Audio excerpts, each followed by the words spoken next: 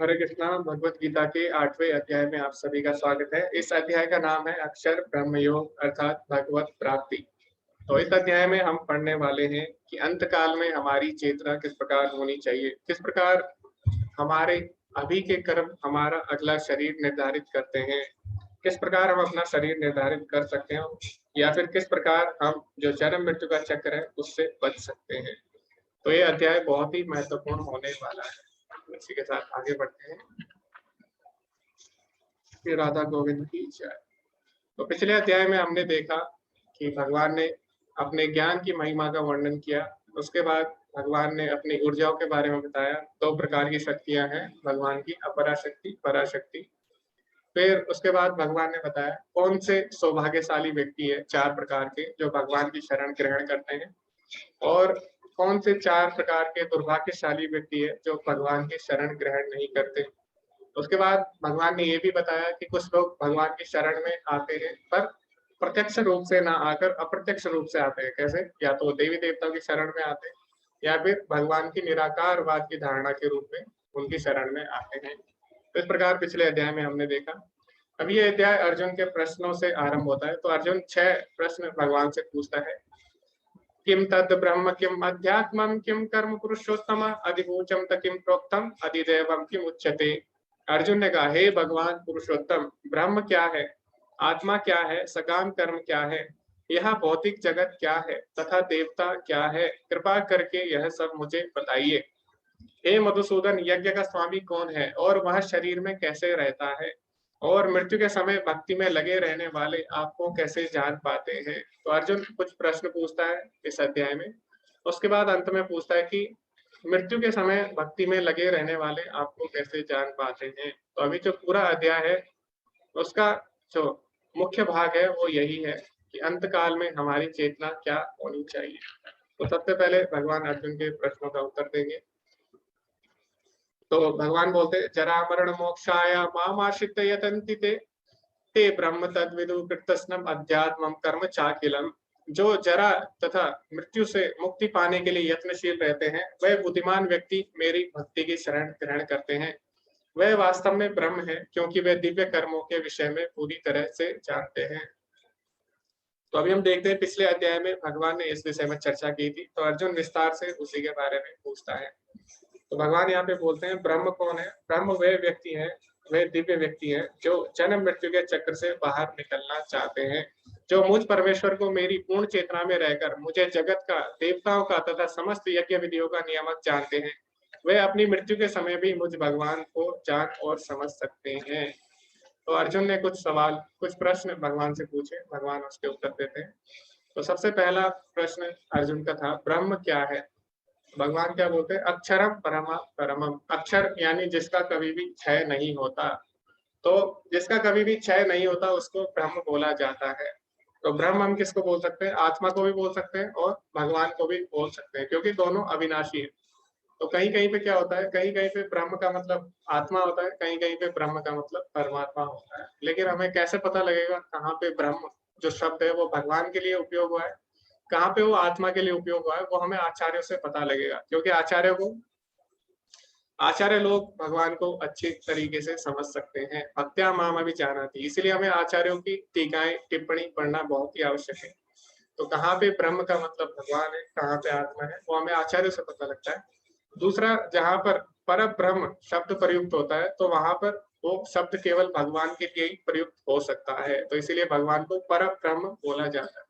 तो ब्रह्म दोनों के लिए उपयोग हो सकता है, लेकिन जहाँ पे पर ब्रह्म शब्द आ जाता है वो केवल भगवान के लिए ही उपयोग होता है। तो ब्रह्म का अर्थ क्या है? जो अविनाशी है। उसके बाद अर्जुन बोलता है, अध्यात्म क्या है? तो भगवान बोलते हैं, अध्यात्म है जीव का स्वभाव, जीव की जो वास्तविक प्रकृति है उसे अध्यात्म बोला जाता है। अभी कर्म क्या है? तो अर्जुन यहाँ पर सकाम कर्म के विषय में पूछता है, सकाम कर्म क्या होते हैं? तो भगवान बताते हैं, सकाम कर्म वे कर्म होते हैं जिनसे हम भूल जाते हैं कि हम लोग आत्मा है, यानी शरीर के स्तर पर जो हम कर्म करते हैं उन्हें सकाम कर्म कहते हैं। आदिभूत क्या है? भगवान बोलते हैं, दैवी प्रकृति जो एक भौतिक प्रकृति है उसको आदिभूत कहा जाता है। आदिदेव क्या है? आदिदेव भगवान की विराट प्रकृति है जिसमें सभी देवता शामिल है। आदि यज्ञ यानी यज्ञ का स्वामी कौन है? भगवान बोलते हैं परमात्मा। अर्जुन पूछता है वो कहाँ पर स्थित है? तो भगवान बोलते हैं सर्वस्य चाहम हृदय सन्निविष्टो, सभी के हृदय में स्थित है। अभी अर्जुन का जो अंतिम प्रश्न है इस अध्याय में कि मृत्यु के समय कैसे भगवान को याद किया जाए, तो अभी उसी के ऊपर ये पूरा अध्याय है, तो उसके बारे में हम जानेंगे। सबसे पहले भगवान ने क्या उत्तर दिया वो हम समझेंगे। अक्षरम ब्रह्म परम स्वाभावध्यात्म उच्यते भूत भावत भवोकारो विसर्गा कर्म संगीता।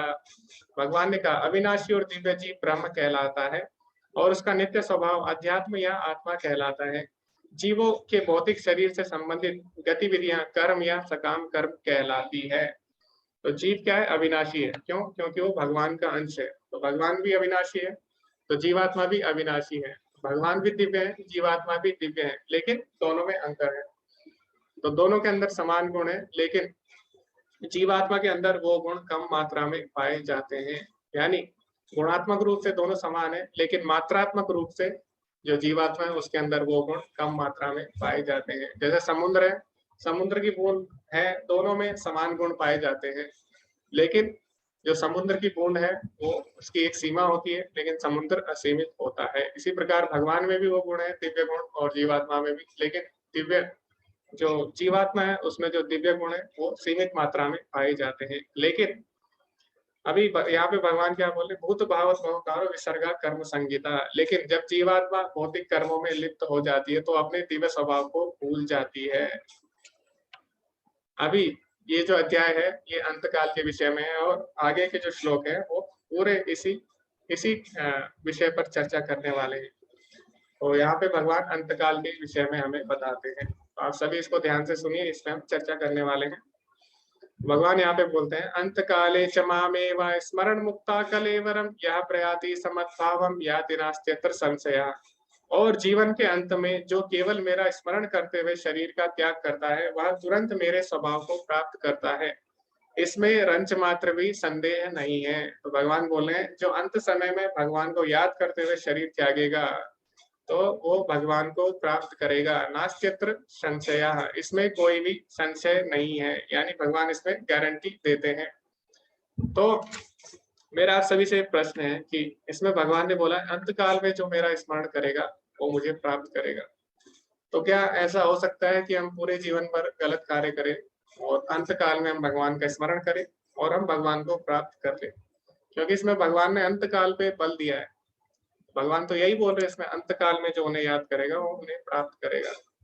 तो कोई बोल सकता है क्यों ना हम पूरे जीवन भर गलत कार्य करें और अंत में हम भगवान को याद कर लें? तो क्या ऐसा संभव है? आप इस पे चर्चा कर सकते हैं, आप हैंड रेस कर सकते हैं कि हम पूरे जीवन भर कुछ भी करें और अंत में हम भगवान को याद कर लें, क्योंकि यहाँ पे भगवान बोल रहे हैं अंतकाल में जो मुझे याद करेगा वो मेरे पास आएगा। हरे कृष्णा निशा माता जी।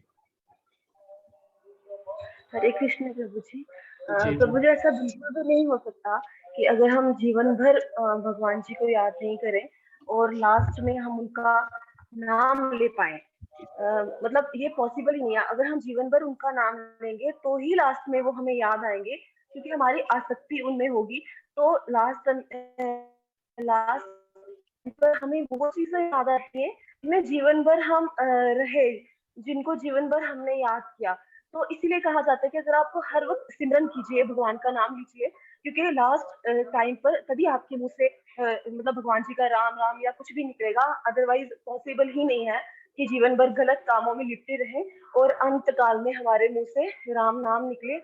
ये नहीं है पॉसिबल। इसलिए कहा जाता है कि आप जिंदगी भर मन में ही स्मरण करते रहिए, ताकि आपका जी जी अभ्यास बन जाए और जी लास्ट में भी आपके मुंह से राम नाम ही निकले। जी जी धन्यवाद माता जी, बहुत ही सुंदर आपने उत्तर दिया। अभी हम और लोगों से भी इसकी चर्चा करेंगे। हरे कृष्णा नीलम माता जी। हरे कृष्णा प्रभु जी। जी जी जी, माता जी ने बिल्कुल सही कहा कि हम जीवन भर कर्मों से बंधे हुए हैं और हमारी आसक्ति भगवान के को छोड़कर दूसरी भौतिक चीजों में होती है। तो अंत समय में हमें वही सब मोह होता है, जैसे माया हमें अपने वश में की रहती है, तो हम भगवान का सिमरन नहीं कर सकते हैं उस समय पर। इसलिए हमको जीवन भर प्रैक्टिस करना चाहिए, जिस वजह से कि हम भगवान का नाम अंतिम समय में भी ले सकें। जी धन्यवाद माता जी। तो माता जी ने भी वही उत्तर दिया। शायद विश्वनाथ प्रभु जी भी वही बोलना चाहेंगे। हरे कृष्णा विश्वनाथ प्रभु जी। हरे कृष्ण प्रभु जी। जी जी करत करत अभ्यास से जमती हो सुजान, दसरी आवत जाते सिर पे परत निशान। बिना अभ्यास के तो एक प्लेयर गेम नहीं खेल सकता। अब ये तो बहुत बड़ी चीज है। तो अभ्यास, बिना अभ्यास के तो अंत में कैसे याद आएगा? ये तो संभव ही नहीं है। जी जी धन्यवाद प्रभु जी, इसलिए बहुत ही अभ्यास अच्छा। करते रहना बहुत जरूरी है। जी जी धन्यवाद प्रभु जी। तो प्रभु जी ने उदाहरण भी दिया यहाँ पर करत अभ्यास के। तो प्रभु जी बोल रहे भौतिक कार्य के लिए हमें इतना अभ्यास करना पड़ता है, तो भगवान तो सबसे बड़ी चीज है। तो भगवान को प्राप्त करने के लिए भी हमें अभ्यास करना चाहिए। विजेंद्र प्रभु जी बोल रहे हैं हाँ आ सकते हैं। ज्योति माता जी बोलती है अंतकाल कब आएगा हमें पता नहीं, इसलिए हमेशा हमें तैयार रहना चाहिए। जी ये भी बहुत ही अच्छा आंसर है। तो इस पे हम चर्चा करते हैं आखिर ऐसा क्या है इस श्लोक में। तो यहाँ पे भगवान बोले अंतकाल में जो मुझे स्मरण करता है वो मेरे पास आएगा, यानी मुझे प्राप्त करेगा। तो हमें समझना होगा मृत्यु एक परीक्षा की तरह होती है।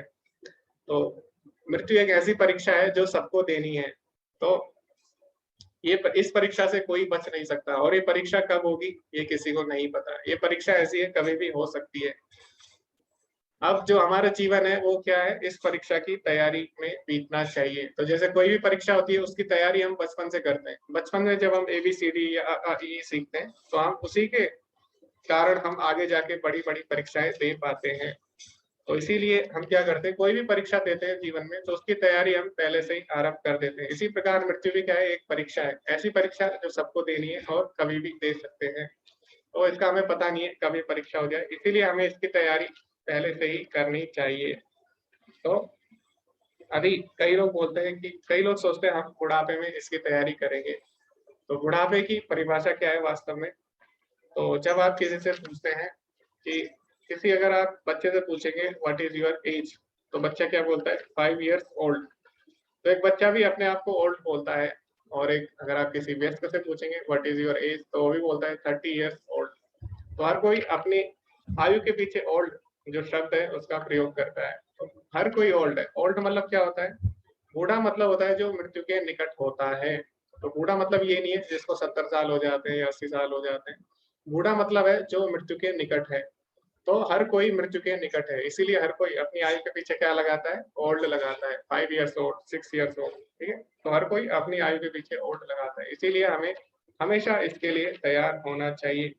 तो कई लोग सोचते हैं बुढ़ापे में हम भगवान का नाम लेंगे और भगवान को प्राप्त कर लेंगे। लेकिन बुढ़ापे में क्या होता है, जब बहुत ज्यादा हमारी आयु हो जाती है उस समय हमसे बोला भी नहीं जाता। तो हम जब बोल नहीं पाएंगे तो भगवान का नाम भी सही से नहीं ले पाएंगे, और ना ही उस समय व्यक्ति ज्यादा सुन पाता है। तो सुनने की शक्ति भी कम हो जाती है, तो भगवान की कथा भी नहीं सुन पाएंगे। ना ही देख पाएगा सही से, तो भगवान के दर्शन, जो भगवान के विग्रह है उनके दर्शन भी नहीं कर पाता। ना ही जो भगवान की तीर्थ स्थल है उनकी यात्रा कर पाता है। तो इसीलिए अधिक आयु का जो लोग प्रतीक्षा करते हैं तो वो भगवान को प्राप्त नहीं कर सकते। इसकी तैयारी हमें पहले से ही करनी होगी। तो मान लीजिए आपके घर में अगर कोई मेहमान आता है, तो आपके घर में अगर कोई मेहमान आता है तो 2 तरीके हैं। आप उसको या तो बासी लड्डू खिला सकते हैं या फिर आप उसको ताजे लड्डू खिला सकते हैं, ताजा खाना खिला सकते हैं या बासी खाना। तो वो मेहमान कब अधिक प्रसन्न होगा, जब आप उसको ताजा खाना खिलाएंगे। तो इसी प्रकार भगवान की सेवा में हमें अपना ताजा स्वस्थ शरीर लगाना चाहिए। ऐसा नहीं कि जब हमारा शरीर खराब हो जाए, बेकार हो जाए, तब हम भगवान की सेवा में इसे लगाएं। तो भगवान कब ज्यादा प्रसन्न होंगे, जब हम अपना ताजा युवा या फिर हम अपना स्वस्थ शरीर भगवान की सेवा में लगाएं। तो यही यही इसमें भगवान बताना चाह रहे हैं। तो जब हम पूरे जीवन भर परीक्षा की तैयारी करेंगे तभी हम अंत में परीक्षा दे पाएंगे। इसी प्रकार अंत काल में हम तभी भगवान को याद कर पाएंगे जब हम पूरे जीवन भर उसका अभ्यास करेंगे। तो इसमें श्रीमद् भागवतम में प्रहलाद महाराज भी कहते हैं। तो प्रहलाद महाराज का क्या कहना है, कौमार आचरित प्रज्ञो धर्मान भागवतान इहा। कौमार यानी बाल्यकाल से ही हमें आचरित यानी आचरण करना चाहिए, प्रज्ञा यानी बुद्धिमान लोगों को, धर्मान भागवतान इहा यानी भगवान की जो सेवा है उसका हमें बचपन से ही अभ्यास करना चाहिए। तो ऐसा यहाँ पर प्रहलाद महाराज बोल रहे हैं। तो इसीलिए हमें उनके उदाहरण से सीखना होगा, और पूरे जीवन भर हम जो करेंगे अंतकाल में वही हमारी चेतना में आता है। तो इसीलिए हमें पूरे जीवन भर भगवान की भक्ति का अभ्यास करना चाहिए। तो आगे हम पढ़ेंगे इसी के साथ। तो युधिष्ठिर महाराज जो थे जब वो वन में जाते हैं तो उनका एक यक्ष से संवाद होता है, तो यक्ष उनसे कुछ प्रश्न पूछता है। तो यक्ष युधिष्ठिर महाराज से एक प्रश्न पूछता है कि जीवन में सबसे बड़ा आश्चर्य क्या है? तो उसका युधिष्ठिर महाराज उत्तर देते हैं, अन्यानि भूतानि गच्छन्ता हि अयमलायम शेषास्थावरमिच्छन्ति किमाश्चर्यं मता परम। सैकड़ों और हजारों जीव हर पल मृत्यु के निकट जा रहे हैं, यमालयम यानी यमराज के घर, यमराज के निकट, लेकिन फिर भी एक मूर्खतापूर्ण जीवन जीने वाला खुद को मृत्युहीन समझता है और मृत्यु के लिए तैयार नहीं होता। यह इस दुनिया का सबसे आश्चर्यजनक सत्य है। तो युधिष्ठिर महाराज से यक्ष पूछता है कि दुनिया का सबसे बड़ा आश्चर्य क्या है? तो युधिष्ठिर महाराज बोलते हैं सबसे आश्चर्य यही है जीवन का कि सबको पता है मृत्यु होनी है। तो हम देखते भी हमारे आसपास बहुत सारे लोगों की मृत्यु होती है और हम अपने जानने वालों में या फिर अपने रिश्तेदारों में भी ये बात देखते हैं, या फिर हम अपनी परिवार में अगर देखते हैं हमारे दादाजी परदादा, तो सभी की हम देखते हैं मृत्यु हो रही है। तो यहाँ पर यही बोल रहे हैं युधिष्ठिर महाराज कि जीवन का सबसे बड़ा आश्चर्य यही है कि हम सबको पता है मृत्यु होनी है और ये हम देख भी रहे हैं, लेकिन कोई भी इसकी तैयारी नहीं कर रहा। लोग ऐसे परिश्रम कर रहे हैं, लोग ऐसे भौतिक कार्य में लगे हैं जैसे कि कभी मृत्यु होनी ही ना हो। तो जो लोग भगवान को नहीं मानते या फिर भगवान के बारे में नहीं जानना चाहते, वो लोग क्या करते हैं, सकाम कर्मों में लगे रहते हैं पूरे जीवन भर। जैसे कि एक मधुमक्खी होती है, तो मधुमक्खी क्या करती है, पूरे जीवन भर वो शहद इकट्ठा करने में लगा देती है, लेकिन अंत में क्या होता है, एक भालू आता है और उसका छत्ता तोड़ देता है। इसी प्रकार लोग क्या करते हैं, अपने भौतिक सुख के लिए पूरे जीवन भर प्रयास करते हैं, लेकिन अंत काल में क्या है, मृत्यु सब कुछ हर लेती है, मृत्यु सर्वहरस्याः। तो अधिकतर लोग क्या करते हैं, मृत्यु की तैयारी नहीं कर पाते। तो यही इस जीवन का सबसे बड़ा आश्चर्य है। ऐसा कौन बोला है? युधिष्ठिर महाराज बोलते हैं। तो आगे कहानी है, किस प्रकार हम अपने शरीर का चुनाव कर सकते हैं। तो हमें किस प्रकार का शरीर मिलेगा ये हमारे ऊपर ही निर्भर करता है। तो अब हमारे ऊपर है हमें किस प्रकार का शरीर चाहिए, या फिर किस प्रकार हम इस जन्म मृत्यु के चक्र से बच सकते हैं। तो इसके लिए एक छोटी सी कहानी है, उसके बाद हम एक श्लोक पढ़ेंगे भगवद गीता का। तो ये कहानी आती है भरत महाराज की। तो मैंने आपको बताया था, ये कहानी मैंने पहले भी आपको बताई थी। तो भरत महाराज क्या करते हैं, भरत महाराज बहुत ही अच्छे राजा थे और वो सोचते हैं कि मैं सब चीजें त्याग करूंगा और वन में जाकर मैं क्या करूंगा, भगवान को प्रसन्न करूंगा, यज्ञ करूंगा, भगवान की भक्ति करूंगा और इस प्रकार भगवान को प्राप्त करूंगा। तो वन में जाते हैं, एक समय वो स्नान कर रहे होते हैं, नित्य स्नान। तो तभी वो देखते हैं कि एक हिरनी जिसका कि बच्चा होने वाला है, उसके पीछे एक शेर भागता है और जैसी हिरनी छलांग लगाती है नदी को पार करने के लिए, तो उसका बच्चा हो जाता है, वो नदी में गिर जाता है और हिरनी को शेर मार लेता है, शेर खा देता है उसको। तो अब जो इसका बच्चा होता है हिरनी का, वो बहता हुआ भरत महाराज के पास आता है। तो हिरन बहुत ही ज्यादा सुंदर होता है और ऊपर से उसका बच्चा, तो बच्चे वैसे भी सुंदर होते हैं, लेकिन ऊपर से हिरन का बच्चा तो और भी ज्यादा सुंदर था। तो अभी भरत महाराज क्या करते हैं, उसको अपने साथ ले आते हैं और उसका पालन पोषण करते हैं। अभी क्या होता है, यहाँ तक सब चीज ठीक था, उन्होंने अच्छा किया, एक जीव की रक्षा की, पर अभी क्या होता है, वो उससे बहुत ज्यादा आसक्त हो जाते हैं, इतने आसक्त हो जाते हैं कि भगवान की जगह उनको उन्हीं का स्मरण आने लग जाता है। तो जब भी वो यज्ञ करते हैं या फिर भगवान का नाम लेते हैं, तो उस समय उनके दिमाग में हिरण का ही स्मरण आने लग जाता है। तो यहाँ पर आप देख सकते हैं दूसरे चित्र में, एक तरफ वो यज्ञ कर रहे हैं, दूसरी तरफ हिरण का स्मरण कर रहे हैं। तो इसी प्रकार उसी के साथ खाना, उसी के साथ सोना और उसी के साथ खेलना, तो पूरा समय उसका उनका हिरण के साथ ही बीत जाता है। तो वो वन में क्यों आए थे, ताकि भगवान को प्राप्त कर सके, भगवत प्राप्ति कर सके, लेकिन हिरण की आसक्ति के कारण वो भगवान को भूल जाते हैं। तो यही हमारे साथ भी होता है, जीवों के साथ। तो भगवान हमें मनुष्य योनि देते हैं ताकि हम भगवत प्राप्ति कर सके, लेकिन फिर से हम लोग वही कार्य करने लग जाते हैं। तो यही भरत महाराज के साथ हुआ। अभी आगे क्या होता है ये हम पढ़ते हैं। तो इससे पहले हम ये श्लोक पढ़ेंगे, इसमें भगवान क्या बोलते हैं, किस प्रकार हम अपना दूसरा शरीर हम तैयार कर सकते हैं। जैसे भगवान ने बोला है, यम यम वापि स्मरण भावम त्यजति अन्ते कलेवरम तम तमैवेति कौन्तेय सदा तद्भाव भाविता। हे कुंती पुत्र, शरीर त्याग के समय मनुष्य जिस जिस भाव का स्मरण करता है, वह उस भाव को निश्चित रूप से प्राप्त होता है। तो अभी क्या होगा, जीवन भर आप जो भी कार्य करेंगे, वही कार्य अंत समय में या फिर उसी प्रकार के कार्य अंत समय में आपके स्मरण में आएंगे और उसी प्रकार का आपको शरीर प्राप्त होता है। यम यम वापि स्मरण भावम त्यजति अन्ते कलेवरम। तो उसी प्रकार का आपको शरीर प्राप्त होगा। तो उदाहरण के लिए जो भरत महाराज थे, उन्होंने क्या किया, हिरण का वो स्मरण करते थे हमेशा। तो एक दिन क्या हुआ, जब वो रात को सो रहे थे, अभी क्योंकि हिरण है तो हिरण को आप घर में ज्यादा देर तक नहीं रख सकते। हिरण किस लिए बनाए, हिरण बनाए वन में विचरण करने के लिए। तो ये हिरण का स्वभाव है। तो हिरण क्या करता है, रात को जब वो बड़ा हो जाता है बच्चा हिरण का, तो वो रात को चोरी से निकल जाता है घर से बाहर और वन में चले जाता है। अभी जो भरत महाराज है, उनकी नींद खुलती है, वो देखते हैं कि हिरण का बच्चा यहाँ पे नहीं है। तो बहुत ही ज्यादा परेशान हो जाते हैं। क्यों? क्योंकि उससे बहुत ही ज्यादा आसक्त हो चुके थे। तो अभी उठते हैं और हिरण के बच्चे को ढूंढने के लिए वो बाहर चले जाते हैं वन में। तो इस तरह जब वो हिरण के बच्चे को ढूंढते हैं और ढूंढते ढूंढते हुए एक खाई के किनारे पहुंच जाते हैं, और वहां पे क्या होता है, उनका पैर फिसल जाता है और वो नीचे गिर जाते हैं। अब वो नीचे गिर जाते हैं तो अभी उनके प्राण निकलने वाले हैं, लेकिन प्राण निकलते समय अभी भी उनके मन में किसका विचार चल रहा था, उनके मन में अभी भी हिरण का विचार चल रहा था। तो इस प्रकार हिरण के बारे में सोचते रहते हैं और अगला जन्म उनको किसका मिलता है, अगला जन्म उन्हें हिरण का मिल जाता है। तो इसी प्रकार यही बात यहाँ पे भगवान बोलते हैं, यम यम वापि स्मरण भावम।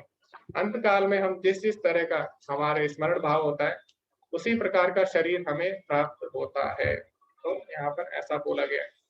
तो अभी क्या होता है, हमारा शरीर, हमारी चेतना, हमारे कर्मों, हम किस प्रकार के कर्म करते हैं उस प्रकार की हमारी चेतना बनती है और उसी प्रकार का हमें शरीर प्राप्त होता है। तो जैसे कोई व्यक्ति है, वो खाने से बहुत ज्यादा आसक्त है, तो अंत समय में उसके मन में क्या आएगा, खाने का ही विचार आता रहेगा। तो अभी क्या है, मनुष्य शरीर में वो ज्यादा खा नहीं सकता, इसकी एक सीमा है। तो भगवान क्या करते हैं, उसको अगले जन्म ऐसे पशु का देंगे जो अधिक से अधिक खा सकता हो, जैसे हाथी का शरीर दे देंगे उसको, ठीक है।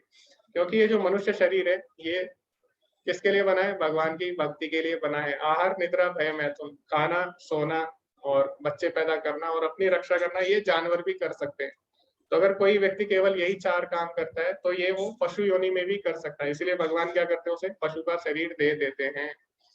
तो जैसे मान लीजिए कोई पिता है, तो कोई पिता अपने पुत्र को एक कार देता है, बहुत ही सुंदर, बहुत ही अच्छी कार देता है उसको, और बेटा क्या कर रहा है, कार को खेतों में दौड़ा रहा है।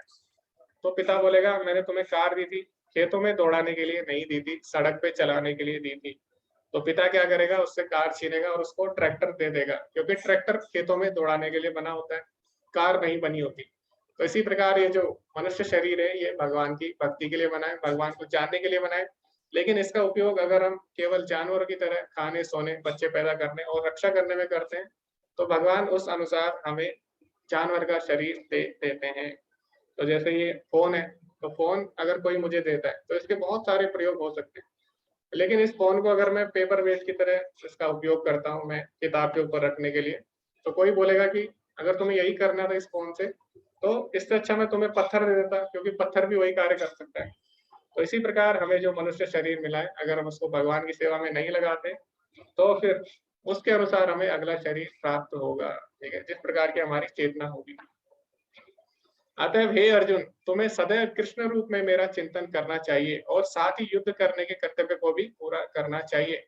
अपने कर्मों को मुझे समर्पित करके तथा अपने मन एवं बुद्धि को मुझ में स्थिर करके तुम निश्चित रूप से मुझे प्राप्त कर सकोगे। तो भगवान बोल रहे हैं कि तुम जिस प्रकार का स्मरण करोगे उसी प्रकार तुम्हें शरीर प्राप्त होगा। अतः अगर तुम्हें मुझे प्राप्त करना है तो तुम्हें मेरा स्मरण करना होगा। इसीलिए माम अनुस्मर युद्ध चा, मुझे स्मरण करते हुए अपना कार्य करो।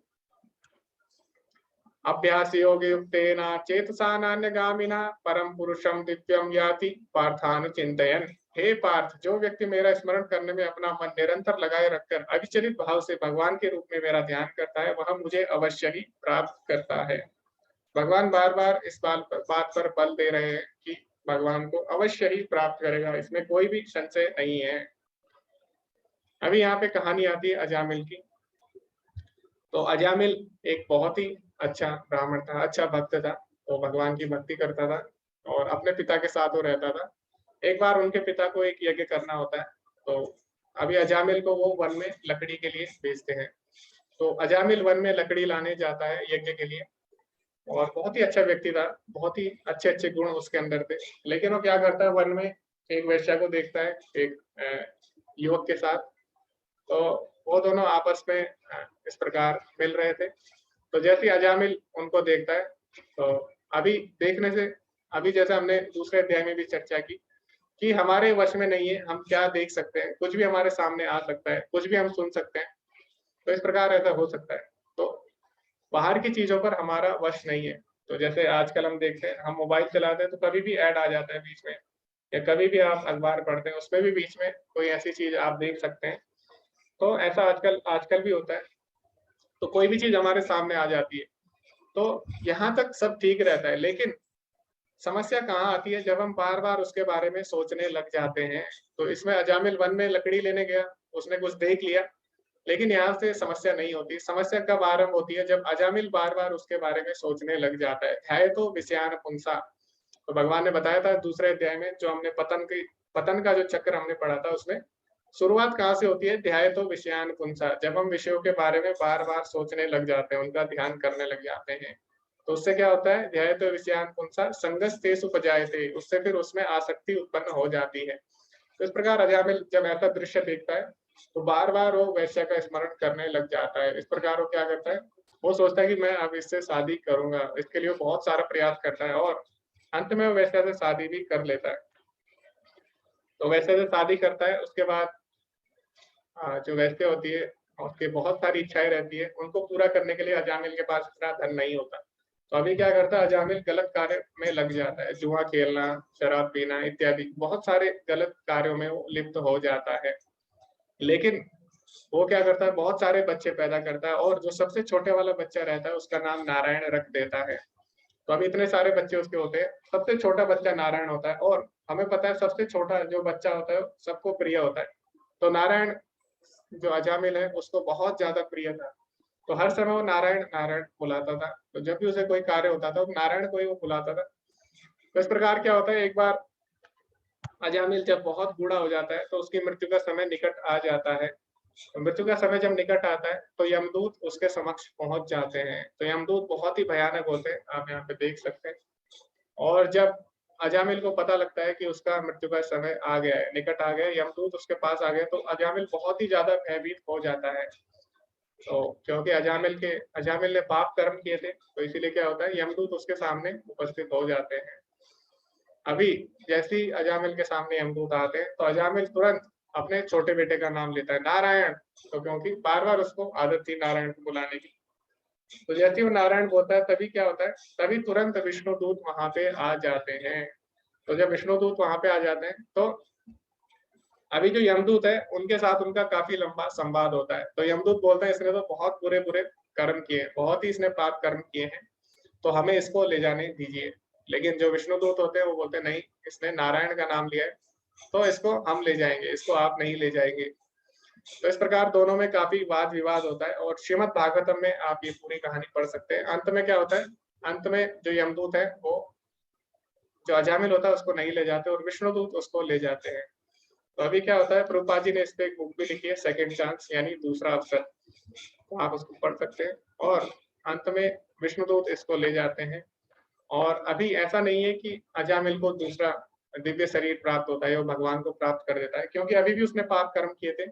इसीलिए उसे क्या होता है, इसीलिए भगवान उसको एक और अवसर देते हैं, और उसको मनुष्य का शरीर प्राप्त होता है। और अगले जन्म में अजामिल क्या करता है, क्योंकि उसने पिछले जन्म में थोड़ी सी भक्ति की थी, तो भगवान क्या बोलते हैं भगवत गीता में, नेहा भी कर्म नास्ति प्रतिवायो न विद्यते स्वल्पम अपयस्य धर्मस्य त्रायते महतो भयात्, कि भक्ति के मार्ग में अगर थोड़ा सा भी कोई प्रयास करता है तो भगवान कभी भी नहीं भूलते। तो क्योंकि अजामिल ने पहले थोड़ी सी भक्ति की थी, तो इसीलिए भगवान उसको एक और अवसर देते हैं। तो अजामिल का अगला जन्म होता है, उस जन्म में अजामिल अच्छे से भक्ति करता है, और इस प्रकार जब उसके सारे पाप कर्म खत्म हो जाते हैं, तो फिर अगले जन्म में वो भगवान की प्राप्ति करता है। तो इसीलिए भगवान के लिए अगर हम थोड़ा सा भी प्रयास करते हैं, हम भले ही उसको भूल जाए, लेकिन भगवान कभी भी नहीं भूलते। तो क्योंकि अजामिल जो था उसने पहले भगवान की भक्ति की थी, इसलिए भगवान उसको एक और अवसर देते हैं। तो इसीलिए हमें जो भौतिक कार्य होते हैं, भौतिक कार्य में क्या होता है, अगर आप भौतिक कार्य को पूरा भी कर ले 100%, तो तब भी उसमें आप सफल नहीं होते। क्यों? मान लीजिए आप घर बनाते हैं, बहुत अच्छा घर बनाते हैं, ठीक है, भौतिक कार्यों में अपने इंद्रिय तृप्ति के लिए, लेकिन जैसी मृत्यु होगी, आपका अगला जन्म होगा, तो आपको वो घर नहीं मिलेगा। क्यों? क्योंकि अब आपका नहीं रहा। तो भौतिक कार्य क्या होते हैं, जब तक हमारा शरीर है तब तक ही वो रहते हैं, लेकिन आध्यात्मिक कार्य यानी भगवान की भक्ति में अगर आप थोड़ा सा भी प्रयास करते हैं तो कभी भी असफल नहीं होते, अगले जन्म में वहीं से वो आरंभ हो जाते हैं। तो भक्ति का कभी भी नाश नहीं होता। इसीलिए अजामिल की भक्ति सुरक्षित रही और अगले जन्म में भगवान उसको दोबारा अवसर देते हैं भक्ति करने का। इस प्रकार वो भगवान को प्राप्त करता है। भगवान आगे बोलते हैं, मनुष्य को चाहिए कि परम पुरुष का ध्यान सर्वज्ञ, पुरातन, नियंता, लघुतम से भी लघुतर, प्रत्येक के पालन करता, समस्त भौतिक बुद्धि से परे, अचिंत्य तथा नित्य पुरुष के रूप में करे। वह सूर्य की भांति तेजवान है और इस भौतिक प्रकृति से परे दिव्य रूप है। तो हमें भगवान के दिव्य रूप का ध्यान हमेशा करना चाहिए। तो हम देखते हैं बड़े बड़े देवी देवता वो सभी भगवान का ध्यान कर रहे हैं, तो हमें उनसे सीखना चाहिए। अभी भगवान को याद हम कर रहे हैं, तो कई लोग बोल सकते हैं कि अगर हम भगवान को पूरे जीवन भर याद कर रहे हैं और ऐसा हो कि भगवान अंत समय में हमें याद ना आए तो क्या होगा? ऐसा भी हो सकता है। जैसे कि आपने देखा होगा कई लोग जब उनके मृत्यु का समय आता है तो उनकी जो याद करने की क्षमता है वो कम हो जाती है और कुछ भी याद नहीं रख पाते। तो ऐसा भी हो सकता है हम पूरे जीवन भर भगवान को याद करने का अभ्यास करें और हो सकता है अंत में हमें भगवान याद ना आए, ऐसा भी हो सकता है। तो फिर क्या होगा?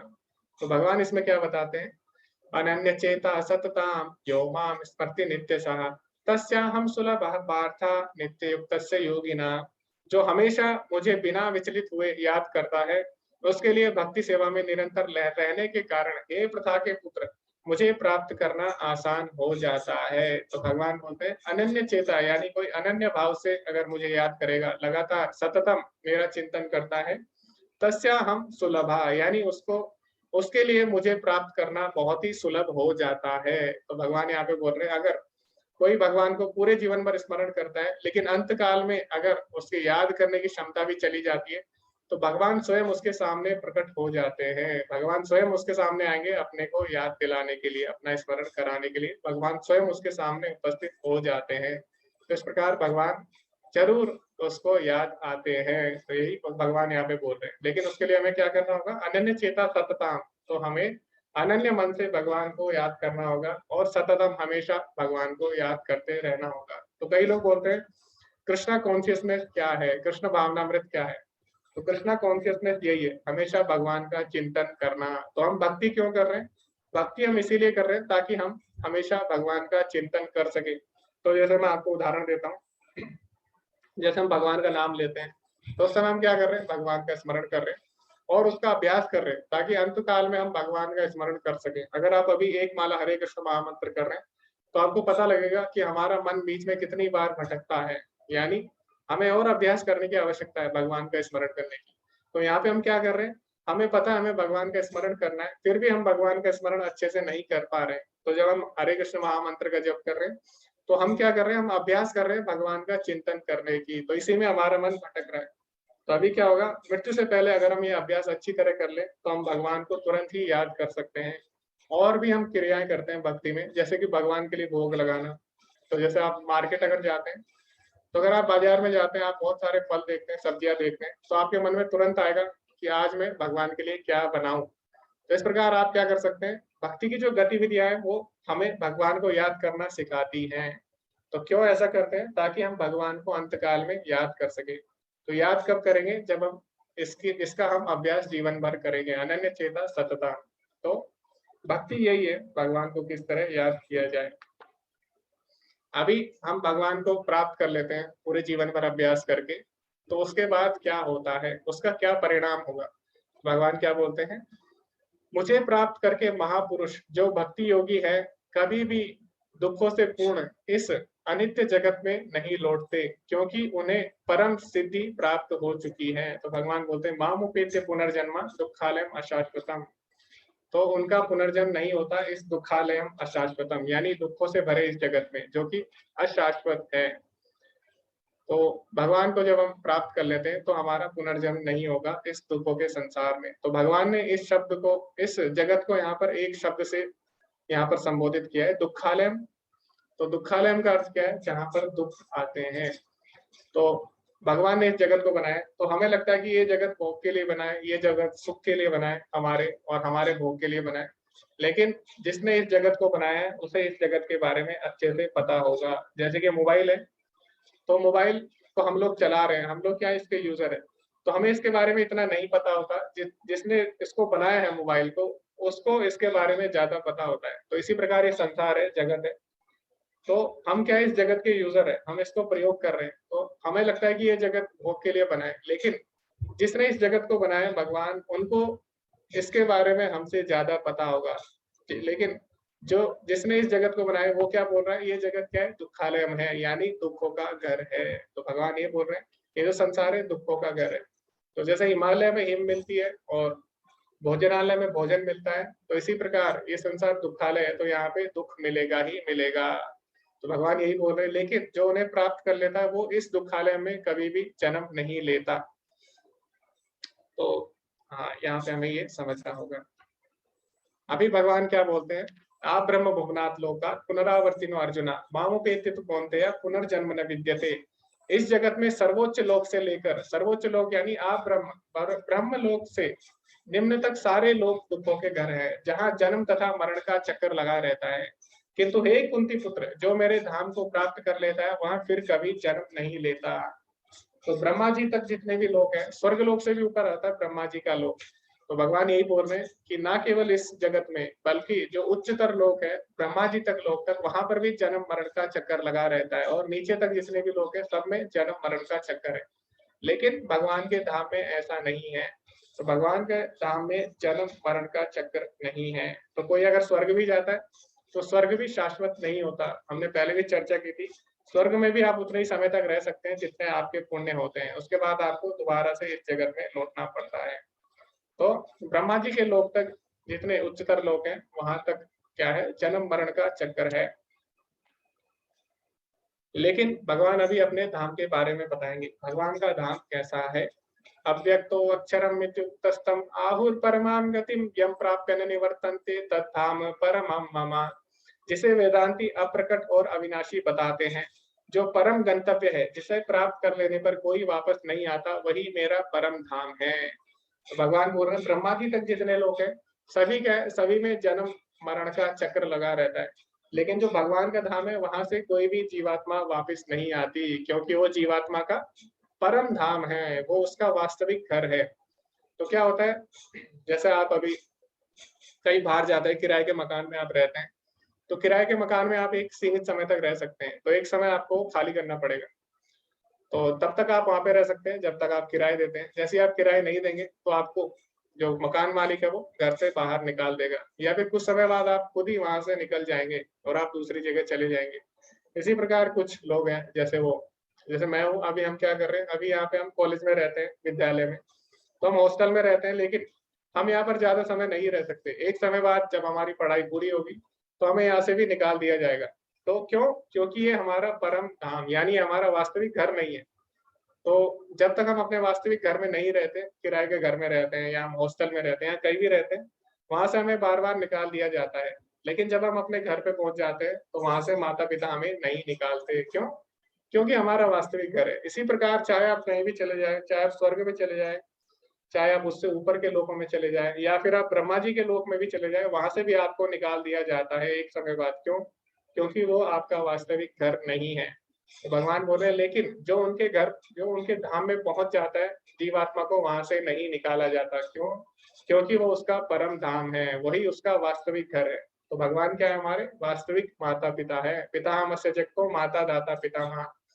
तो भगवान क्या चाहते हैं कि सभी जीवात्मा उनके घर वापस आए। तो इसके लिए भगवान क्या करते हैं, भगवत गीता जैसे शास्त्रों को बोलते हैं, भगवान अपने आचार्य को भेजते हैं, जैसे प्रभुपाद जी हैं, जो कि हमें बताते हैं, भगवान का संदेश देते हैं कि हम भगवान के घर वापस लौट सके। तो भगवान ने सारी व्यवस्था इसीलिए की है ताकि हम भगवान के घर वापस जा सके। तो जैसे एक पिता होता है, और पिता क्या करता है, अपने पुत्रों को ले जाता है खेलने के लिए, और समुद्र के किनारे जब बच्चे खेलते हैं तो क्या करते हैं, थोड़ी देर के लिए वो नकली घर बनाते हैं।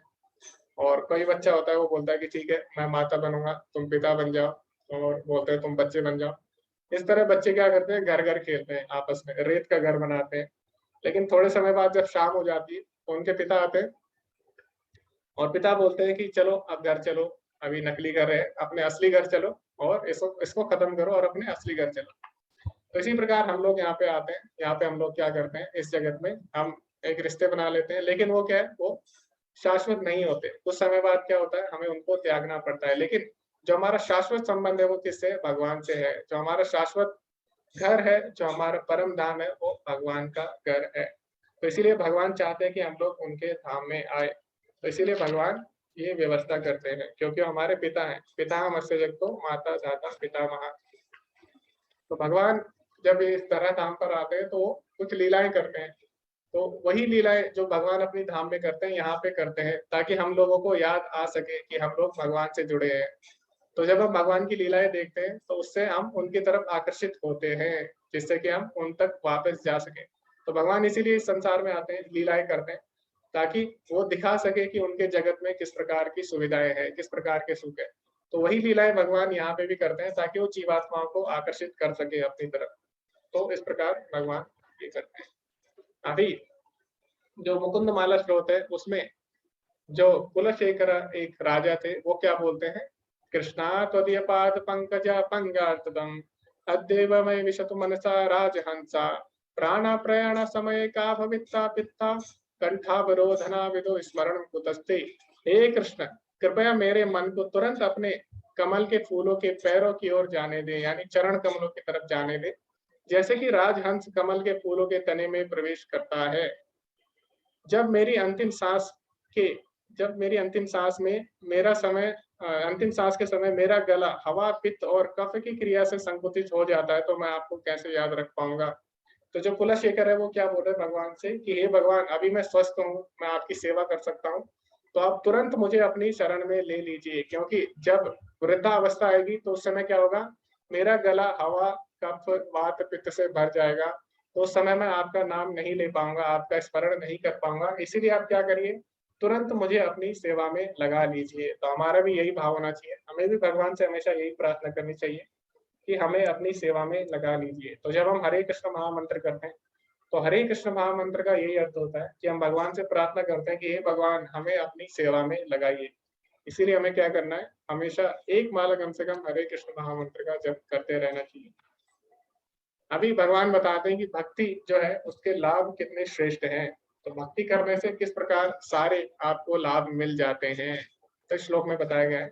वेदेषु यज्ञेषु तपस्सु च वा दानेषु यत् पुण्यफलं प्रदिष्टम् अत्येति तत्सर्वमिदं विदित्वा योगी परम स्थानमुपेति चाद्यम्। जो व्यक्ति भक्ति मार्ग स्वीकार करता है, वह वेदाध्ययन अर्थात वेदेषु, यज्ञेषु यानी सारे यज्ञों का, तपस्सु यानी तपस्याओं का, दानेषु यानी दान का, और दार्शनिक तथा सकाम कर्म करने से प्राप्त होने वाले फलों से वंचित नहीं होता।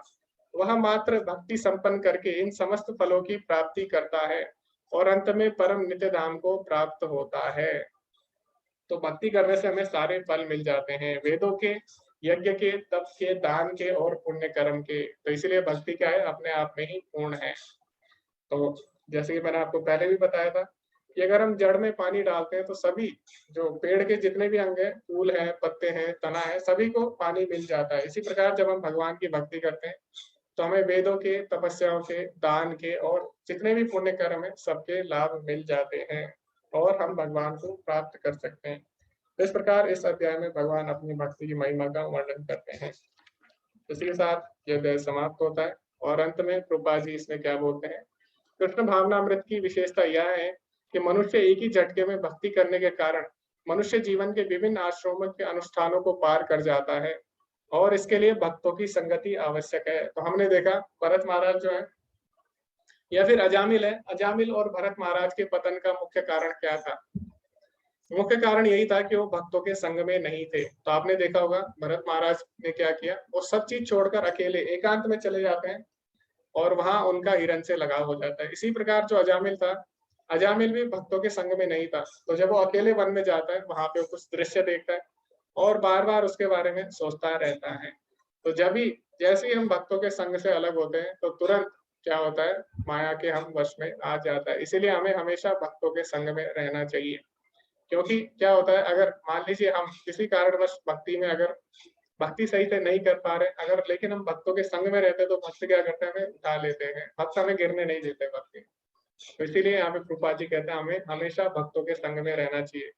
तो अगर हम भक्तों के पैर पकड़ लें तो भक्त अगर भगवान को प्राप्त करेगा, तो अगर आप भक्तों के पैर पकड़ लेंगे तो आप भी भगवान को प्राप्त कर सकते हैं। तो इसीलिए हमें हमेशा भक्तों के संग में रहना चाहिए। 7वें से लेकर 12वें अध्याय तक के अध्याय में भगवत गीता के सार के रूप हैं।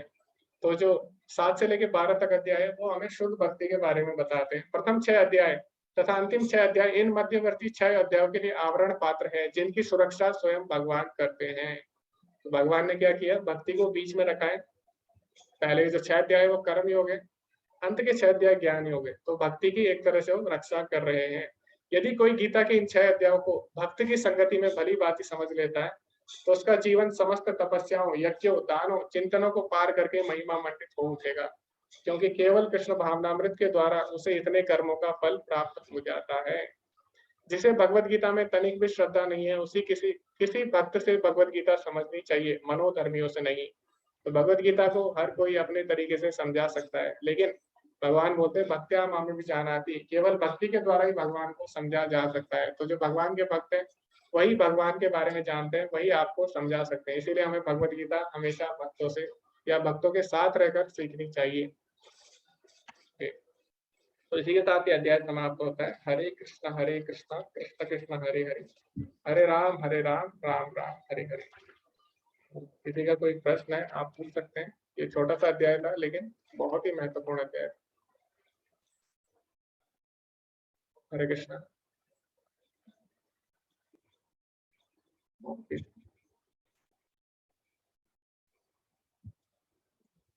ये प्रभु जी बाहर है लेकिन फिर भी वो भगवत गीता सुन रहे हैं।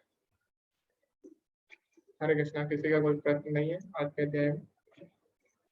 ओके, तो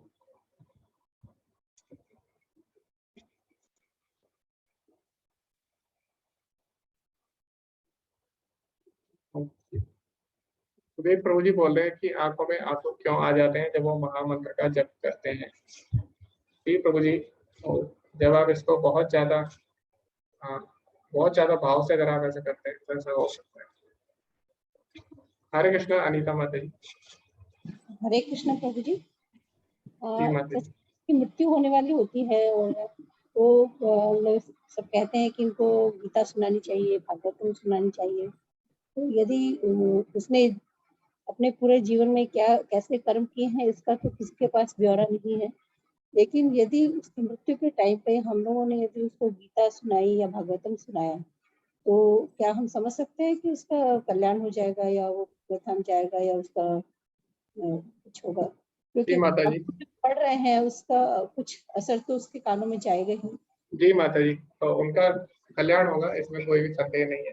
अगर थोड़ा सा भी भगवान बोलते हैं, अगर भगवान के लिए कोई थोड़ा सा भी प्रयास करता है तो भगवान उसको कभी भी नहीं भूलते। तो भगवान कहीं ना कहीं उसको याद रखेंगे और अगले जन्म जो भी उनका होगा उसमें ऐसी व्यवस्था करेंगे कि वो भगवान को याद कर सके। जैसे मैं आपको उदाहरण देता हूँ, अभी जैसे भरत महाराज थे तो उन्होंने क्या किया, भगवान के लिए सब चीज त्याग दी, लेकिन फिर भी वो भक्ति में आगे नहीं बढ़ पाए। लेकिन भगवान ने उनके प्रयासों को देखा और अगला जन्म उनका भले ही हिरण का हुआ, लेकिन हिरण का जन्म जब उनका हुआ तो उन्हें पिछले जन्म का स्मरण आ गया। तो जब वो हिरण के रूप में थे तो उन्होंने क्या किया, उन्होंने उस समय सोचा कि अब क्योंकि मुझे पिछले जन्म में जो मैंने गलती की उसके कारण मुझे हिरण का रूप मिल गया है, लेकिन अब मैं इस जन्म में वो गलती नहीं करूंगा। तो जब वो हिरण के रूप में थे उन्होंने क्या किया, हिरण के झुंड में थे और जो हिरण का झुंड था वो हरी भरी घासों के बीच में रहता था। लेकिन इस जन्म में उन्होंने सोचा नहीं, मुझे किसी भी चीज से आसक्त नहीं होना। तो क्या करते हैं, अपने झुंड को छोड़कर चले जाते हैं और वो प्रण लेते हैं कि अब मैं केवल सूखी घास ही खाऊंगा, मैं घास से, क्योंकि हिरण की सबसे ज्यादा आसक्ति किससे होती है, हरी घास से। तो उन्होंने बोला इस जन्म में मुझे बिल्कुल भी आसक्ति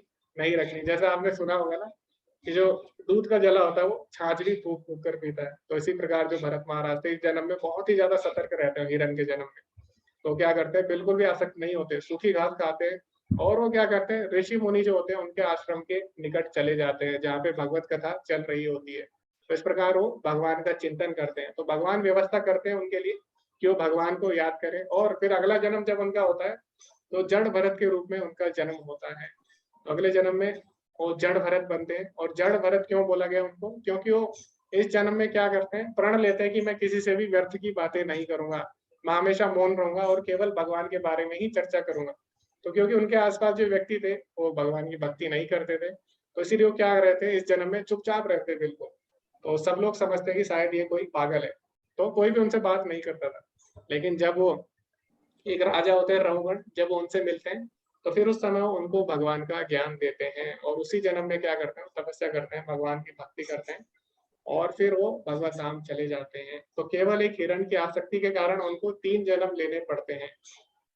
ठीक है माता जी, तो थोड़ा सा भी अगर हम प्रयास करेंगे तो भगवान जरूर व्यवस्था करते हैं। इसी प्रकार अजामिल की भी भगवान ने व्यवस्था की। अगला जन्म जब अजामिल का हुआ तो उसमें उन्होंने भगवान की भक्ति की और भगवान को प्राप्त किया। तो हो सकता है उस जन्म में तो वो भगवान को प्राप्त नहीं कर पाए, लेकिन हाँ अंत समय में थोड़ा सा भी अगर सुन लेते हैं भगवान के बारे में तो अगले जन्म में जरूर उनकी व्यवस्था भगवान करेंगे। ओके माता जी, हरे कृष्णा। शरण्या माता जी। हरे कृष्ण प्रभु जी। जी जी। प्रभु जी मैं तो अभी 5 राउंड मतलब जप करती हूँ, लेकिन फिर भी मन ऐसे मतलब फोकस नहीं कर पाता है, और कैसे भक्ति में आगे बढ़े प्रभु जी। जी माता जी, तो भगवान ने 2 तरीके बताए मन को वश में करने के। तो आपने 6ठा अध्याय पढ़ा था संडे को, तो उसमें भगवान बताते 2 तरीके हैं मन को वश में करने के। भगवान बोलते हैं अभ्यास तो कौनते हैं वैराग्य से गृह्यते। हमें बार बार अभ्यास करनी है। वैराग्य यानी हमें भौतिक चीजों से दूर होना है, हमें आध्यात्मिक चीजों की तरफ बढ़ना होगा और बार बार अभ्यास करना होगा। तो प्रारंभ में क्या होगा, क्योंकि जब हम कमरे में बहुत ज्यादा अगर धूल होती है तो जब हम सफाई करेंगे तो शुरू में धूल उड़ती है। इसी प्रकार हमारे मन में बहुत सारी गंदगी है। तो प्रारंभ में क्या होता है, जब हम भगवान के नाम का जप करते हैं तो जितना भी हमारे मन में बुरे विचार होते हैं या बुरी चीजें जो अब तक हमारे मन में, सारी बाहर आनी आरंभ हो जाती है। तो इसीलिए शुरू में आप जब जप करेंगे तो सारे जो बुरे विचार मन में है वो सामने आते हैं। लेकिन जैसे जैसे अभ्यास करेंगे, जैसे भगवान ने बोला अभ्यास से तो बोलते हैं, तो आप अभ्यास करते रहेंगे तो धीरे धीरे ये कम होगा और आपका मन लग जाएगा। तो जैसे हम दवाई लेते हैं, तो दवाई जब लेते हैं तो हम तुरंत ठीक नहीं होते, तो हम धीरे धीरे ठीक होते हैं। लेकिन हम दवाई लेना नहीं छोड़ते, हम क्या करते हैं पूरा कोर्स करते हैं जब तक हम सही नहीं हो जाते। इसी प्रकार भगवान का नाम भी है दवाई की तरह, भले ही अभी सही नहीं हो रहा लेकिन हमें क्या करना है, इसे लेते रहना चाहिए क्योंकि इसका उपाय यही है। तो आप लेते रहिए माता जी इसको, भगवान के नाम को अभ्यास करते रहिए, एक दिन जरूर आपका मन लगेगा। और प्रभु जी ये श्लोक भी जब पढ़ती हूँ और याद करने की कोशिश करती हूँ, वो भी ठीक तरह से याद नहीं हो पाती है। जी, श्लोका अगर आपको याद करना है तो सबसे पहले आपको उनको अपने जीवन में अपनाना होगा। आपको देखना होगा मैं इसको किस तरह अपने जीवन में अपना सकती हूँ, तभी आप उसको याद कर सकते हैं। ठीक है माता जी, आपको उसका एप्लीकेशन ढूंढना होगा अपने जीवन में और फिर उसको आपको लिखना होगा। और आप क्या करिए, जब लिखते हैं तो उसको डेली एक बार पढ़िए तो जरूर याद होगा। जैसे हम स्कूल में हम प्रार्थना किया करते थे, तो हम क्या करते थे, डेली प्रार्थना करते थे तो हमें याद हो जाती थी। इसी प्रकार आप श्लोका डेली पढ़ेंगे तो आपको याद हो जाएंगे माता जी। हरे कृष्ण प्रभु जी, बहुत धन्यवाद। जी, तो अभ्यास ही केवल एक तरीका है। तो भगवान कोई भी शॉर्टकट नहीं बताते भगवत गीता में, भगवान बोलते हैं अभ्यास करो। हरे कृष्णा विजेंद्र प्रभु जी। हरे कृष्ण प्रभु जी। तो मेरा प्रश्न है प्रभु जी कि जैसे जो माया है वो ईश्वर का, उस परम ब्रह्म का ही एक हिस्सा है, उन्हीं का। तो ऐसा क्यों होता है कि हम लोग उसके वश में आकर के कुछ अकृत्य या ऐसे कर्म कर जाते हैं? तो मुझे तो ऐसा लगता है कि जब माया उस परम ब्रह्म का ही एक हिस्सा है तो हम तो इस शतरंज के खेल में एक मोहरे हैं। कृत्य तो सारे करवा रहे हैं, लेकिन वो ही करवा रहे हैं, तो उसका फल फिर ऐसे मार्ग पर हम क्यों चले जाते हैं? जी प्रभु जी, तो यही प्रश्न अर्जुन भी भगवान से पूछता है। तीसरे अध्याय में अर्जुन भगवान से पूछता है अथ केन प्रयुक्तो पापम चरति पुरुषः, कि क्यों कोई व्यक्ति गलत काम कर बैठता है। तो भगवान ने इसका बहुत ही सुंदर उत्तर देते हैं, काम एष क्रोध एष रजोगुण समुद्भव महाशनो महापापमा यदि एनम इह वैरिणाम। तो भगवान बोलते हैं हमारे मन में जो गलत इच्छा है वही हमारी वास्तविक शत्रु है। तो भगवान ने हमें एक चीज दी है, वो क्या है, स्वतंत्र इच्छा। तो इच्छा अगर इच्छा ही है जो हमें और किसी जड़ वस्तु को अलग बनाती है। जैसे मोबाइल है, तो इस मोबाइल को मैं कहीं भी रख सकता हूँ, इसकी कोई भी इच्छा नहीं है। ठीक है, तो इसीलिए जड़ वस्तु है। जड़ और चेतन में क्या अंतर है? जड़ और चेतन में यही अंतर है कि चेतन जो वस्तु है उनके अंदर इच्छा है, यानी हमारे अंदर इच्छा है, यही हमें जड़ वस्तु से अलग बनाती है। तो हमारे अंदर इच्छा क्यों है? क्योंकि हम भगवान के अंश हैं।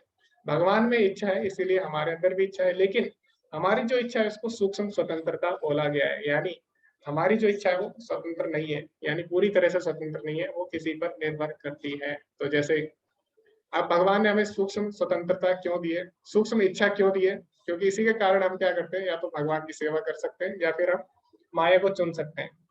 तो भगवान ने क्वेश्चन आता है हमें सूक्ष्म इच्छा दी ही क्यों? तो इसीलिए दी है भगवान ने हमें ये सूक्ष्म इच्छा, क्योंकि भगवान हमसे, हमारा जो भगवान से संबंध है वो प्रेम का संबंध है, और प्रेम किसी से भी आप जबरदस्ती नहीं करा सकते। यानी भगवान हमारे कान पर बंदूक रखकर नहीं बोल सकते कि आप मुझसे प्रेम करो। अगर भगवान ऐसा बोलते हैं तो फिर वो भगवान नहीं, फिर वो तानाशाह हो जाएंगे ना। तो तानाशाह क्या करता है, जबरदस्ती काम करवाता है। तो भगवान किसी से जबरदस्ती भी काम नहीं कराना चाहते, तो भगवान चाहते हैं हम अपनी इच्छा से उनके पास आए। तो इसलिए भगवान ने हमें सूक्ष्म इच्छा दी है। अब इस सूक्ष्म इच्छा का हम लोग दुरुपयोग करते हैं। जैसे कि चाकू है, तो चाकू का एक व्यक्ति जो डॉक्टर होता है वो क्या करता है, चाकू को किसी की जान बचाने के लिए उपयोग करता है। लेकिन जो कोई डाकू होगा वो क्या करेगा, चोर, वो किसी की जान ले लेगा चाकू से। तो चाकू की इसमें गलती नहीं है। इसी प्रकार भगवान ने सूक्ष्म इच्छा बनाई है, या तो हम भगवान की सेवा करें या फिर हम माया के अधीन जाके भोग की इच्छा करें। तो भगवान ने अगर माया भी बनाई है तो इस तरह बनाई है कि अंत में हम भगवान के पास ही जाए, क्योंकि माया जो हमें सुख देती है वो क्षणिक होते हैं और अंत में वो दुख में ही बदल जाते हैं। तो भगवान क्या बोलते हैं, यही संस्पर्श जाप होगा दुख एवते आद्यंतवंत कौनते नतीशु रमते बुधा। तो जो इंद्रिय सुख हमें प्राप्त होते हैं अंत में वो हमारे दुख का ही कारण बनते हैं। तो माया क्या करती है, शुरू में हम भले ही माया की तरफ जाए भोगने के लिए, लेकिन माया अंत में हमें दुख ही देती है ताकि हम भगवान के पास वापस चले जाए। तो एक तरह से माया हमारी मदद करती है, हमें बताती है कि तुम लोग क्या है, तुम लोगों को अगर वास्तविक सुख चाहिए तो इधर नहीं मिलेगा। तो माया हमें वहां से भगाती है और फिर हम क्या करते हैं, भगवान की तरफ जाते हैं। तो भगवान ने माया इसीलिए बनाई है ताकि हम दोबारा भगवान के पास जा सके और हमें पता लग सके कि हम भगवान से अलग रहकर सुखी नहीं रह सकते। ठीक है प्रभु जी? हरे कृष्ण, धन्यवाद जी।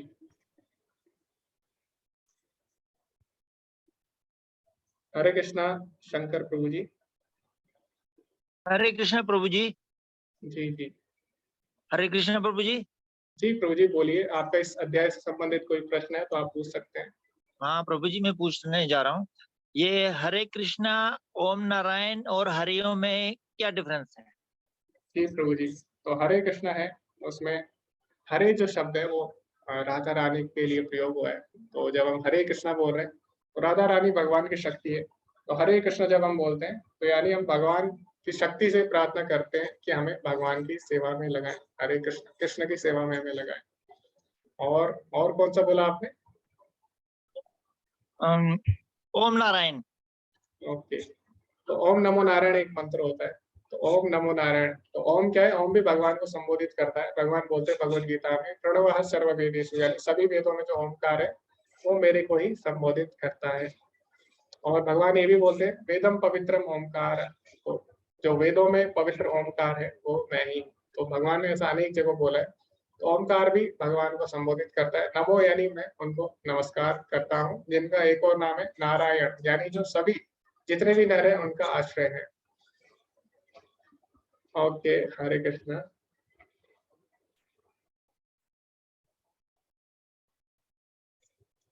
ओके, तो अभी हम चैट में कुछ प्रश्न पढ़ते हैं। तो प्रभु जी बोले, भगवान श्री कृष्ण बोलते हैं जो नास्तिक है उसे मेरे बारे में कुछ भी ना बताए, परंतु प्रभु जी कृष्ण चैतन्य महाप्रभु बोलते हैं कि हरे कृष्ण महामंत्र नहीं बोलते, उसे बोलने या कीर्तन करवाने के लिए ज्यादा जोर देते हैं। वो बोलते हैं उसे सुनाए और हरे कृष्ण। ओके, तो एक तरफ भगवान बोलते हैं नास्तिकों को उनके बारे में ना बताएं, दूसरी तरफ जो चैतन्य महाप्रभु है वो तो बोल रहे हैं कि सबको भगवान का नाम बताना चाहिए। तो भगवान भगवत गीता के अंतिम अध्याय में बोलेंगे, भगवान ये नहीं बोलते नास्तिकों को, भगवान बोलते हैं जो असुरी लोग हैं जो भगवान से ईर्ष्या करते हैं उनको भगवान के बारे में ना बताया जाए। तो नास्तिक दो तरह के होते हैं। पहले नास्तिक वो है जो भगवान से ईर्ष्या करते हैं, और दूसरे तरीके के नास्तिक वो होते हैं जिनको भगवान के बारे में पता ही नहीं है, यानी जिन्होंने अब तक भगवान के बारे में सुना ही नहीं है। तो जब आप भगवान के बारे में इन लोगों को बताते हो, तो जो दूसरे व्यक्ति है जिन्होंने कभी भगवान के बारे में सुना ही नहीं है, तो हो सकता है वो लोग भक्ति में आ जाएं। लेकिन जो पहले प्रकार के व्यक्ति है जो असुरी है, उनको जब आप भगवान के बारे में बताते हो तो वो क्या करते हैं, क्योंकि भगवान से ईर्ष्या करते हैं, तो वो जब आप उन्हें भगवान के बारे में बताओगे तो उनकी ईर्ष्या और ज्यादा बढ़ जाती है और वो भगवान को उल्टा सीधा बोलने लगते हैं। इससे क्या होता है, और ज्यादा वो अधम योनि में गिरेंगे, और ज्यादा वो पाप कर्म करेंगे। तो इसीलिए भगवान नहीं चाहते किसी का बुरा हो। तो ईर्ष्यालु लोगों को भगवान के बारे में बताएंगे तो और ज्यादा वो अपना नुकसान करेंगे, और ज्यादा भगवान से ईर्ष्या करेंगे, और ज्यादा भगवान से दूर होंगे। इसीलिए भगवान उनके कल्याण के लिए ऐसा बोलते हैं।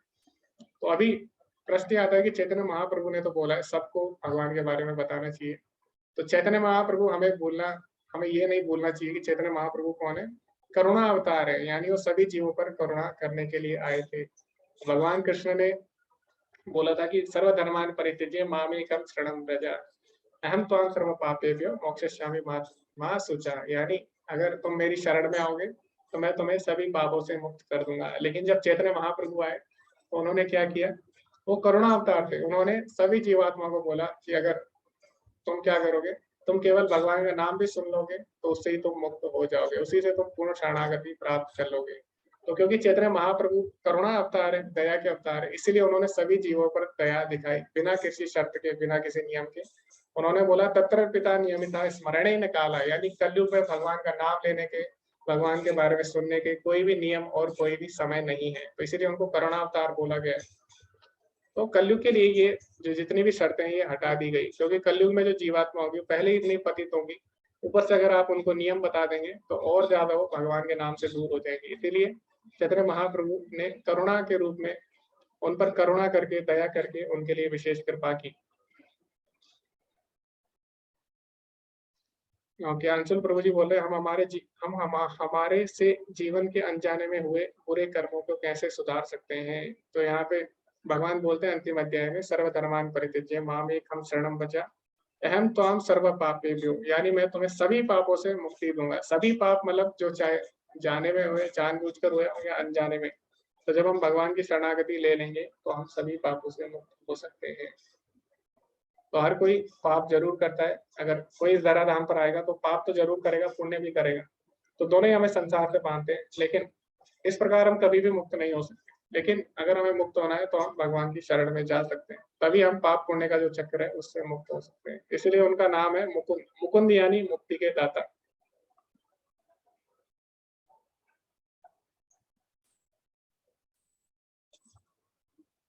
ओके, जो गोविंद की सेवा करते हैं उन्हें पंचतत्व भगवान की सेवा करना अनिवार्य है। जी प्रभु जी, अगर आपके पास समय है, सुविधाएं हैं तो आप कर सकते हैं।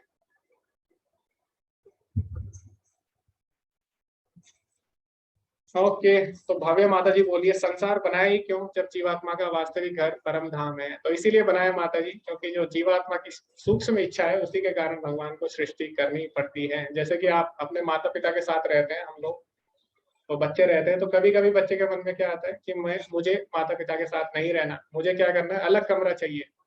तो बच्चे, माता पिता क्या करते हैं, बच्चे को अलग कमरा दे देते हैं।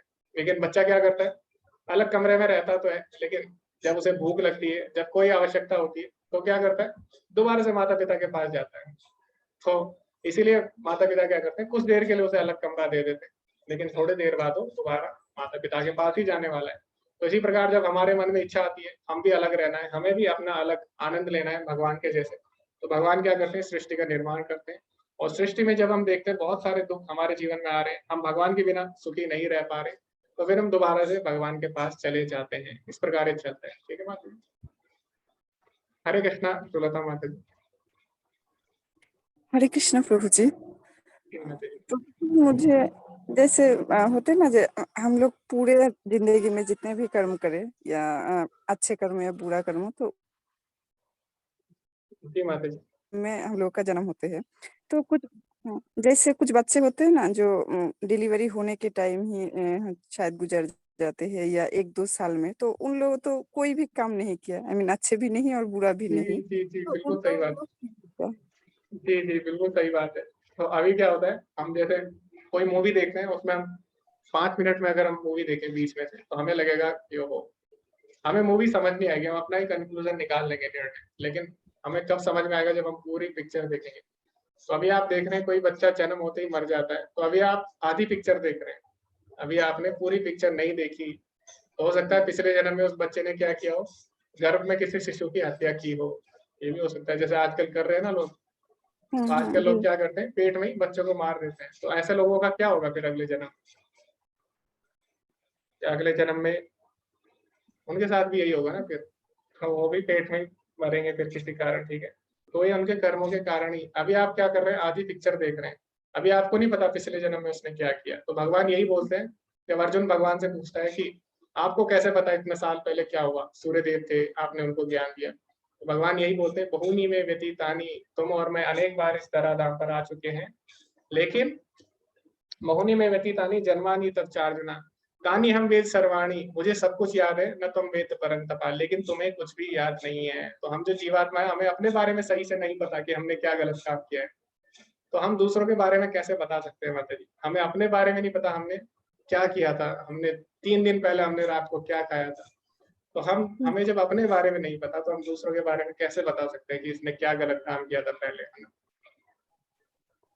ठीक है माता जी, धन्यवाद प्रभु जी। हरे जी कृष्ण। हरे कृष्ण। तो हम केवल एक छोटी सी पिक्चर देख रहे हैं, हम उसको देखकर बता रहे हैं कि इसने तो कुछ नहीं किया था, इसके साथ गलत क्यों हुआ। लेकिन भगवान बड़ी पिक्चर देख रहे हैं, भगवान को सबके बारे में पता है। भगवान यही बोल रहे हैं अर्जुन को, तो भगवान जो कर रहे हैं वो बड़ी पिक्चर देख के कर रहे हैं। और हम लोग जो है, क्योंकि हम लोग सूक्ष्म जीव है, इसीलिए हम लोग सूक्ष्म चीजों को देखकर अपना निर्णय ले रहे हैं। और किसी का कोई प्रश्न है तो आप पूछ सकते हैं, समय हो चुका है। और कल का अध्याय बहुत ही महत्वपूर्ण होने वाला है, क्योंकि हम कल भगवत गीता के बिल्कुल बीच में जाने वाले हैं, 9वें अध्याय में। ओके, शायद अब किसी का कोई प्रश्न नहीं है, तो इसी के साथ हम आज का अध्याय समाप्त करते हैं। और आप सभी लोग एक माला हरे कृष्ण महामंत्र का जप जरूर करें। 7 मिनट इसमें लगते हैं, इसमें आपका कोई भी नुकसान नहीं है। तो भले ही आपका फायदा आपको नहीं लगे, फायदा इसके अनंत है, लेकिन नुकसान बिल्कुल भी नहीं है। इसीलिए आप एक माला हरे कृष्ण महामंत्र का जप जरूर करें। तो आज का अध्याय हम यहीं पे समाप्त करते हैं।